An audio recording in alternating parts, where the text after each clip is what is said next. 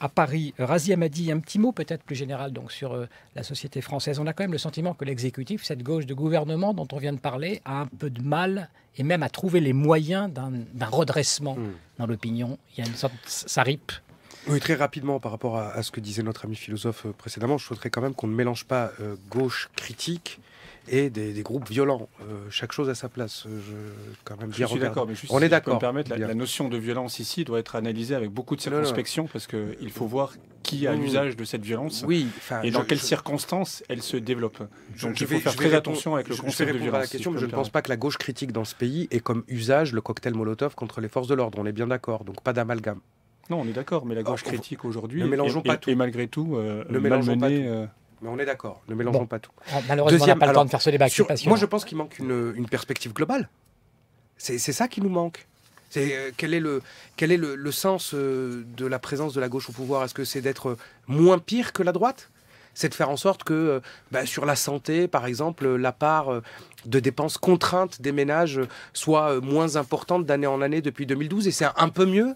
Ou est-ce que c'est de réformer, de refonder totalement aujourd'hui le service public? Est-ce que c'est d'être moins pire que la droite lorsque, par exemple, les classes ouvrent toutes, y compris avec quelques difficultés, mais elles ouvrent en Seine-Saint-Denis parce qu'il y a cet effort de fait d'annoncer sur les 60 000 postes, mais qu'on ne refonde pas non plus notre manière d'enseigner. Donc, ce que je veux dire par là, c'est que ça ne peut pas être qu'un débat de curseur. Il n'y a pas plus ou moins à gauche, ou plus ou moins à la droite du PS, ou plus ou moins à la gauche, plus ou moins à la droite de la gauche. Je pense qu'aujourd'hui, il y a besoin d'une perspective nouvelle qui s'impose, et donc il faut donner des grandes perspectives.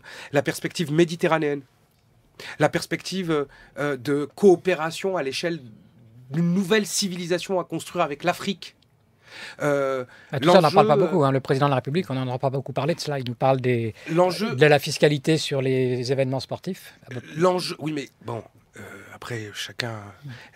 L'enjeu de la réforme de notre système de protection sociale, mais aussi parce qu'on a du mal à... Est-ce que le débat aujourd'hui, des fois je me pose moi-même la question, est-ce que c'est gauche-droite ou c'est progrès et réforme et conservateur? Je me pose la question quelquefois, sachant qu'on peut être conservateur de gauche aussi. Et je le vois en tout cas au quotidien. Et donc on a du mal à redéfinir un contrat social avec un monde qui n'est plus ce qu'il était il y a 50 ans. Donc on a du mal dans ce pays déjà à poser les débats. C'est ça qui est le plus dur. Et il faut qu'on retrouve une perspective. Je résume en un mot ma pensée. Sur ce point. Il n'y a pas le droit du sang. On n'est pas l'Allemagne. On n'a pas l'histoire de la Chine. On n'est pas les États-Unis. On a une histoire propre et nous sommes une grande nation. Et la France, si elle ne se dépasse pas elle-même, si elle n'a pas une perspective historique, si elle ne trouve pas son rôle et son utilité dans le monde, alors c'est son cœur même qui est remis en cause. L'exécutif essaie ce que l'on essaie de faire en Afrique, ce que l'on fait au Mali. Il faudrait relancer aussi l'action en Méditerranée, redonner du sens aux réformes que nous menons. Mais ça fait 2 ans et demi et on a hérité d'une situation catastrophique. Et là, l'enjeu, il est déjà qu'on ne soit pas déclassé et que on parvienne à garder notre honte pour repartir de l'avant. Razia Madi, merci beaucoup. Vous restez avec nous parce qu'on parle tout à l'heure de ce vote à l'Assemblée sur l'État de Palestine. Mais pour l'instant, la Cour européenne des droits de l'homme qui valide le régime des peines de perpétuité incompressibles pratiquées